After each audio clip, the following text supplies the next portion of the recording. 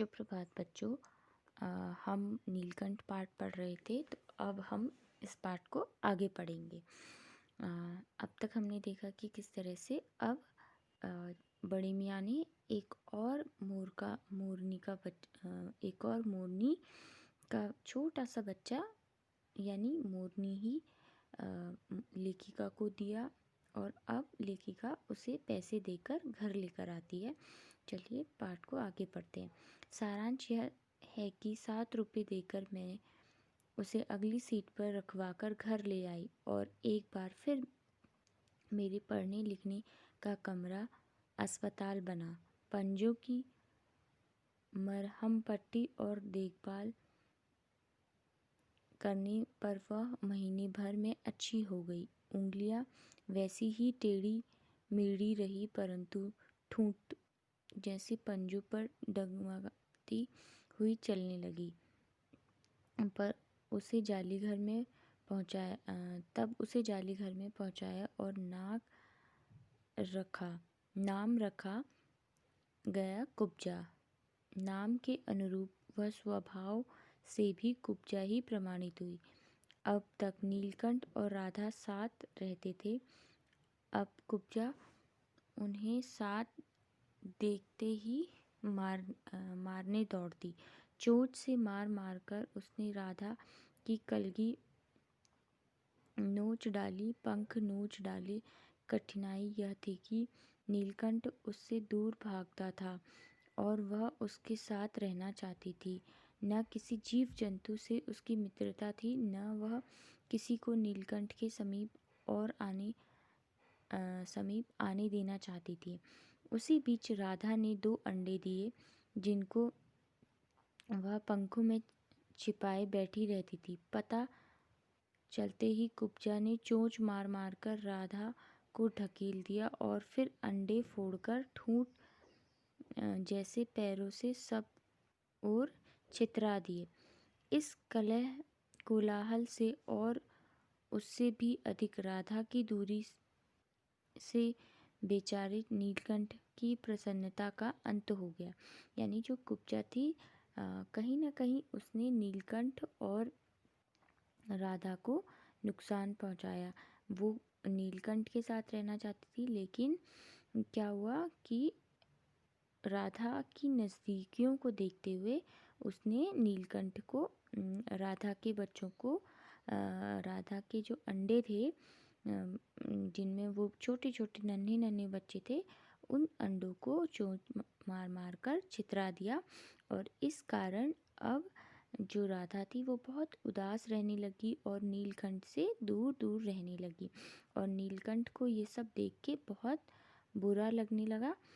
तो इस तरह से कहीं ना कहीं इन तीनों में एक मानवोचित व्यवहार हो रहा था, या फिर कह सकते हैं कि मनुष्यों के बीच जिस तरह से ईर्ष्या भाव प्रकट होता है, तो वही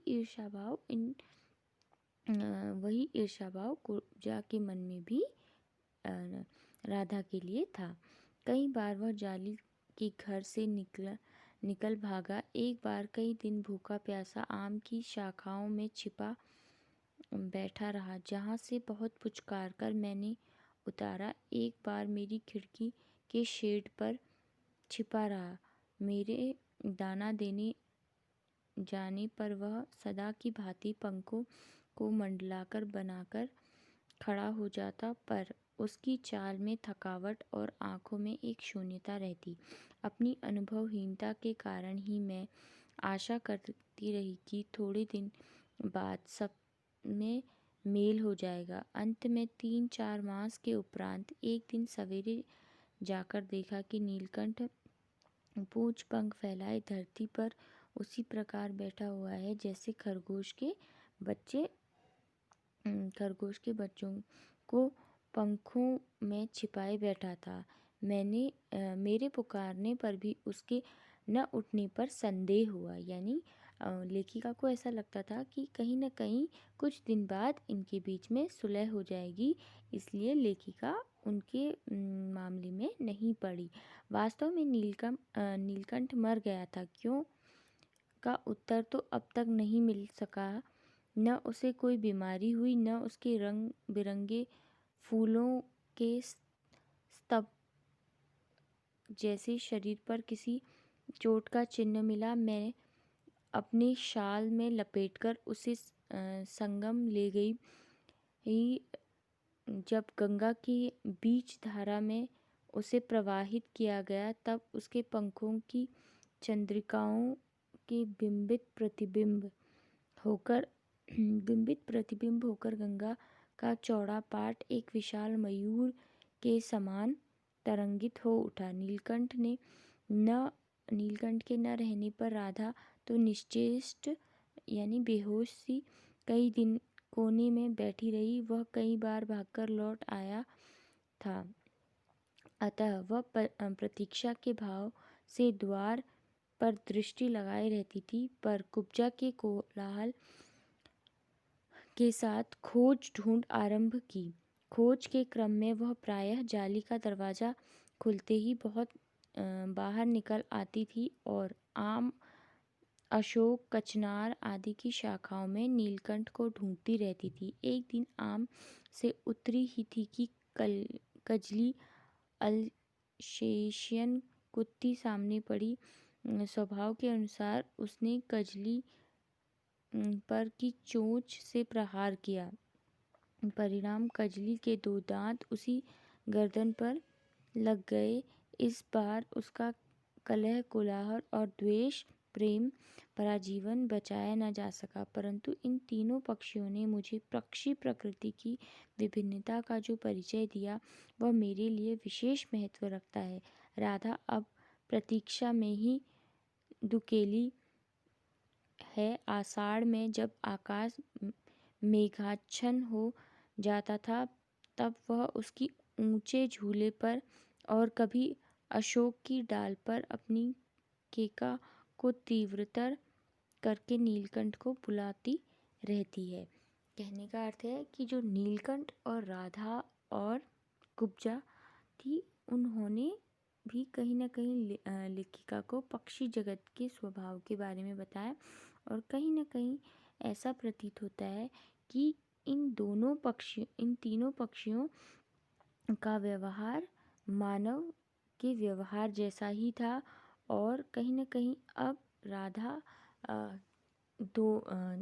कुब्जा के ना रहने पर, नीलकंठ के ना रहने पर उदास रहने लगी, और वो नीलकंठ के आने की प्रतीक्षा करती रही।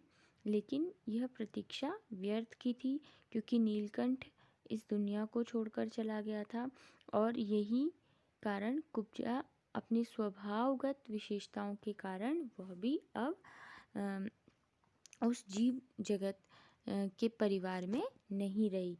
तो कहने का अर्थ है कि महादेवी वर्मा जी ने नीलकंठ के माध्यम से अपने घर में जो पशु पक्षी थी उनके स्वभाव के बारे में, और ख़ासकर नीलकंठ के जो स्वभाव था, उसकी विशेषताएं थी, शारीरिक चेष्टाएं थी, उन सभी का बहुत ही सुंदर और मार्मिक चित्रण किया है। और कहीं न कहीं ये संदेश दिया है कि पक्षी भी कहीं न कहीं मानवोचित व्यवहार करते हैं। जब हम उनसे प्रेम करते हैं, उनको अपना मानते हैं, तो ये सब इस पाठ के माध्यम से उस पक्षी जगत के व्यवहार का चित्रण लेखिका करती है। अगली कक्षा में हम इसके प्रश्नोत्तर करेंगे। आज के लिए बस इतना ही।